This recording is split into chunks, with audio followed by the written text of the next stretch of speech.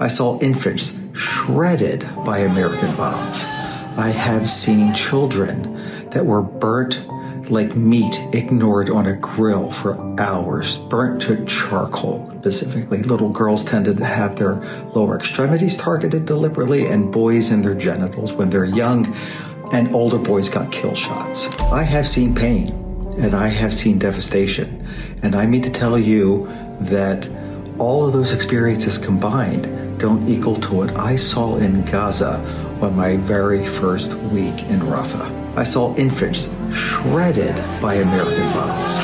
I have seen children that were burnt like meat, ignored on a grill for hours, burnt to charcoal, to crisps.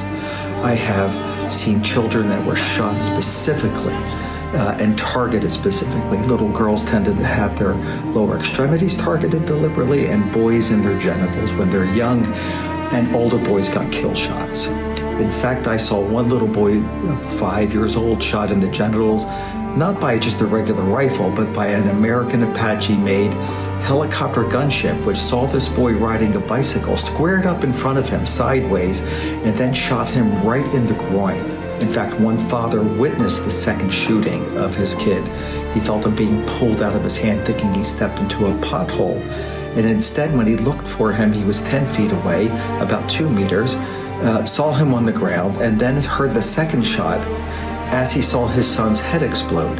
And the father very poignantly in his grief pointed out to me that if they were truly interested in killing only Hamas, they should have killed me, meaning the father, he's saying this, instead of my son. The atrocities are not just the fault.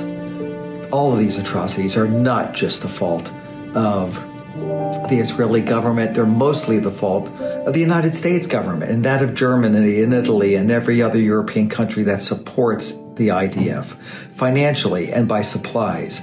We have given them enough TNT to be 3 times what we've dropped on Nagasaki.